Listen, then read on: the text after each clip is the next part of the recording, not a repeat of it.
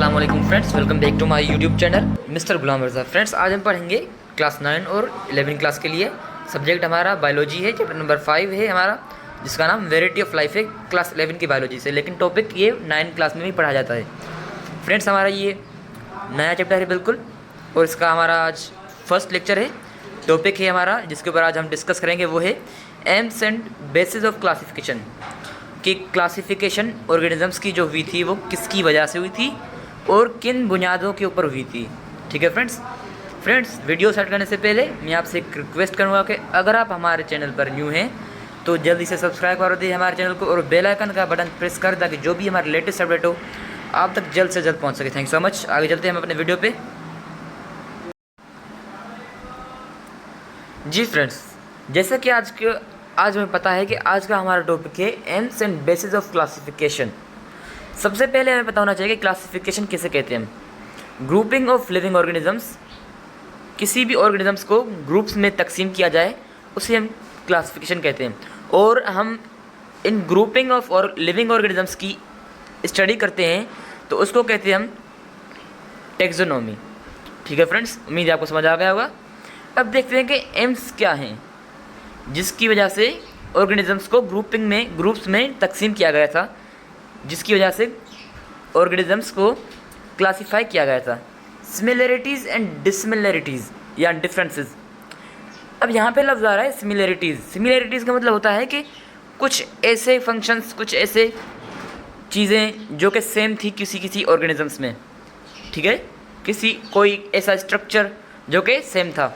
Sequence of evolution. अब यहाँ पे एक लफ्ज़ आ रहा है एवोल्यूशन कहते हैं चेंजेस।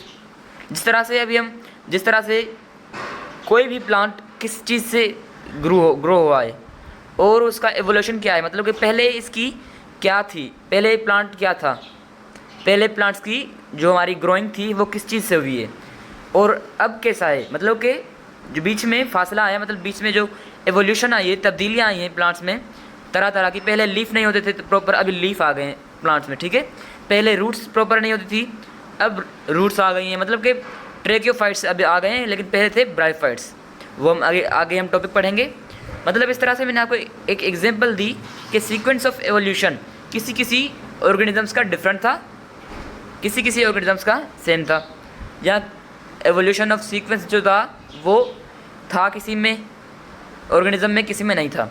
अब यहाँ पे तीसरी जो पॉइंट थे जिसकी वजह से क्लासिफाई किया गया था वो है रिलेशनशिप, के जिन ऑर्गेनिजम्स को हम क्लासिफाई कर रहे हैं कि उनका आपस में रिलेशनशिप क्या है। और नेम द ऑर्गेनिजम्स, और किसकी वजह से क्लासिफाई किया गया था कि किसी ऑर्गेनिजम्स को नेम देना चाहते हैं हम। ठीक है, कि इसका नाम क्या है, इसका नाम क्या है, इसकी ये भी एक अहम वजह थी क्लासिफाई करने का। उम्मीद है आपको समझ आ गया होगा। आगे चलते हैं हम। जी फ्रेंड्स, अब हमने पढ़ लिया एम्स ऑफ क्लासिफिकेशन क्या है। ठीक है, क्यों किया गया था क्लासिफाई। अब देखते हैं हम कि बेसिस क्या थी, किसकी बुनियाद के ऊपर हमने क्लासिफाई किया था किसी भी ऑर्गेनिजम्स को।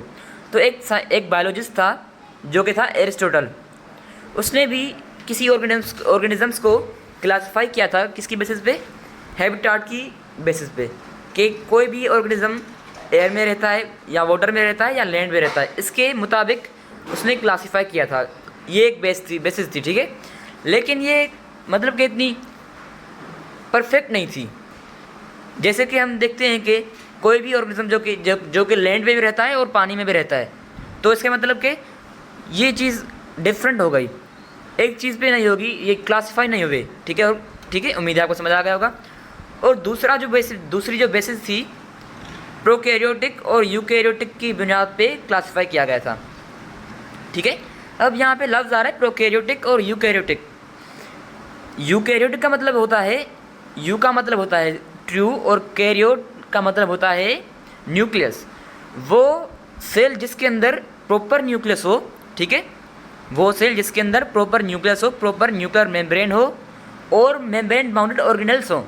जिस तरह से माइटोकॉन्ड्रिया हो गया, जिस तरह से हमारा क्रोमोसोम्स हो गए, या न्यूक्लियस होगा समझे, या क्रोमेटिन मटेरियल जिसमें होता है, या डीएनए हमारा होता है वो न्यूक्लियस में होता है। तो उसको क्या कहते हैं हम, उस सेल को क्या कहते हैं हम, यूकैरियोटिक सेल्स, ठीक है। और प्रोकैरियोटिक सेल्स कौन से होते हैं? प्रो मतलब फॉल्स और कैरियन मतलब न्यूक्लियस। वो सेल जिसके अंदर प्रॉपर न्यूक्लियस नहीं हो, न्यूक्लियर मेम्ब्रेन एब्सेंट हो। और जो हमारा क्रोमेटिन मटेरियल होता है डीएनए, वो न्यूक्लियस में मौजूद नहीं होता लेकिन न्यूक्लियोइड में मौजूद होता है, ठीक है फ्रेंड्स। और मेम्ब्रेन बाउंडेड ऑर्गेनल्स भी मौजूद ना हो उस सेल में, जिस तरह से माइटोकॉन्ड्रिया मैंने लिया नाम, जिस तरह से गोल्जी बॉडीज, एंडोप्लाज्मिक रेटिक्यूलम, ठीक है। उम्मीद है कि आपको समझ आ गया होगा। अगर कोई आपका सवाल है तो आप कमेंट बॉक्स में ज़रूर कीजिएगा। Thank so much. आगे चलते हैं हम।